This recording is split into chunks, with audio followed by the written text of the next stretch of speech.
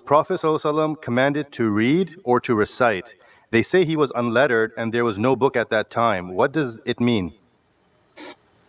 Yeah, that must be, you must be new to the page. All of our teaching is about Prophet. It's not correct to say unlettered.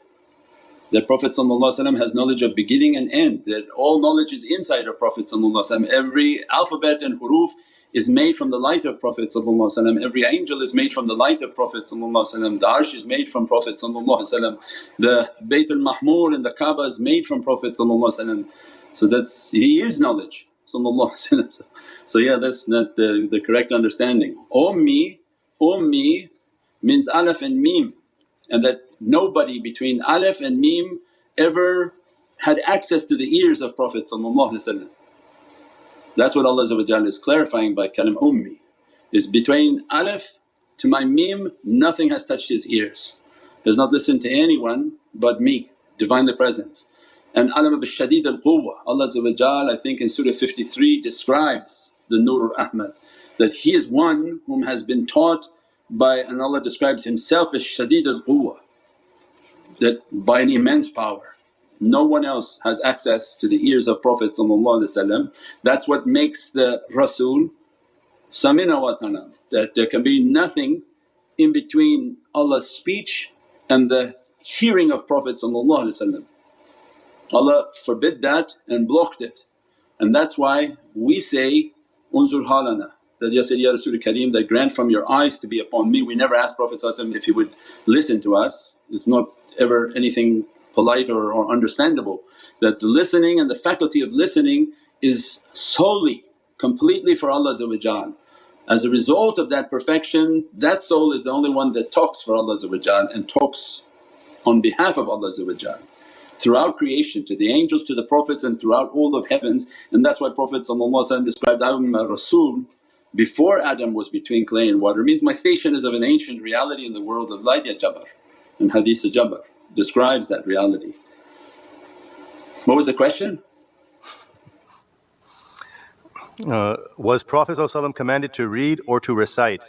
They say he was unlettered and there was no book at that time. What does it mean? Yeah, we have that on the articles of Iqra, that it's a command of tawajjuh, that begin to open up your spiritual vision.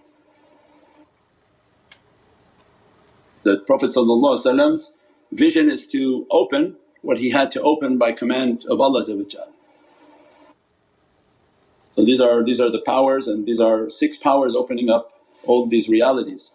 That's why Surah Al-Iqra is 6 verses. Iqra means that this power of tawajjuh begins to flow out through this ocean of power. Bismi Rabbik, and then in the name, and everyone must know the name of their Lord that governs them. Arafa nafsahu, arafa rabbahu. If you know who is your Rabb, then you should Bismi Rabbik, you should be asking in that name. Khalaqal insana min alaq. These are now the opening of the power of what the other person was asking, of how Allah created 6 powers. The creation opens up with the reality of Iqra. Every time creation is coming into an existence, it's opening with that power. Iqra bismillah alladhi khalaq, khalaqal insana min alaq. Alaq again is what? Ayn, lam, qaf. Allah's ancient ayn knowledges is in the secret of that lam, and that when that lam speaks it's Qur'an. Bismillah alladhi khalaqal insana min alaq, khalaqal insana min alaq. So that he brings in insan by this knowledge. So means the power of creation is given to Prophet. Khalaqal insana min alaq. So that the dunya people say, oh, it's a clinging clot inside the womb, so that Qur'an can show the miracle of dunya. But the reality of eternal reality of Qur'an, that is not relevant to this earth. The eternal reality is in a world of light. Khalaqal insana min alaq, that every insan in creation is coming in with an alaq. that they come into existence with an ancient knowledge, an ancient alim, Allah's ancient knowledges. And that knowledge has to be conveyed through a lisan, through a lam, through a tongue. And this tongue that Allah is describing is going to manifest the Qaf al-Qur'an al-Majid, and that can only be Muhammadun Rasulullah, because then Allah described, if we give this Qaf to anyone else they will be melted. We give it to the mountain because that's the only thing we can understand of hugeness, it will become like dust. Nothing can hold that Qaf. It only flows through the soul of Sayyidina Muhammad. So then every womb that brings an egg, a child, a hatchling or whatever, by means of creation, what's the word called, reproduction and procreation, how creation comes into existence, it's all by a knowledge, and that knowledge is Prophet. He gave that reality to the soul of Sayyidina Fatimatu Zahra because of the immense purity of al-Batul, in which Allah created the light of al-Batul with an immense light, immense purity, a purity that never needs any other purity.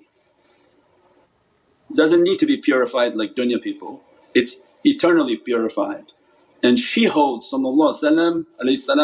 reality of Allah's Khaliq. So Allahu al-Khaliq ka haqq Fatimatu Zahra. So every womb that's going to bring a child, an egg, however creation is coming into existence, it's through a knowledge, an alaq. Prophet gave the honour of that reality is on the soul of Sayyidina Fatimatu Zahra. So if it's coming into the creation, it's coming through a commander.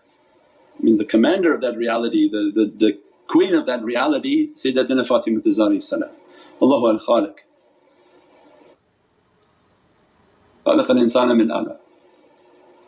Then what's the next verse in alaq? اقرأ وربك الأكرم. Huh? اقرأ وربك الأكرم. Alam. اقرأ Means then وربك these are the knowledges, alam bil qalam. So all of that in tonight's so with that tawajjuh these knowledges are flowing. Alam bil qalam. That's why then the tariqah teaching is that these knowledges bil qalam is then the immensity of the reality of a pen, that Allah spreads that knowledge through His qalam. Means that what? Is that every knowledge anywhere in the universe must be coming through Sayyidina Muhammad is the qalam of Allah. And because of the immensity of that reality, then when we hold a pen we're holding the imitation of that reality. So Prophet's propagation of all knowledges and realities is symbolized by a pen, and that's why the alim and believer must always carry a pen near their heart. Because this is the qalam, this is an immense reality of Sayyidina Muhammad, and that's why the pen is mightier than the sword. Because somebody who has knowledge of the pen can bring an entire earth into collapse. What is the sword going to do? Hit 10 people? That's the knowledge has power, not your hand wielding and swinging metal. Means that the ihtiram and the respect and the love, the pen represents the reality of Prophet in the propagation of Divinely knowledges. The one whom carries the pen is asking to be a custodian, kiram al-katibin. What make them to be honoured scribes and honoured angels is that reality of Prophet. So then our life is to be of the kiram al-katibin, the noble scribes, in which we document the Muhammadan haqqaiqs and Muhammadan realities. That's why then we carry the pen and we take our notes so that to write in our book, so that our book blesses our entire soul and our entire being. All of these then are the immense realities. When you put them all together then we see how Allah is dressing.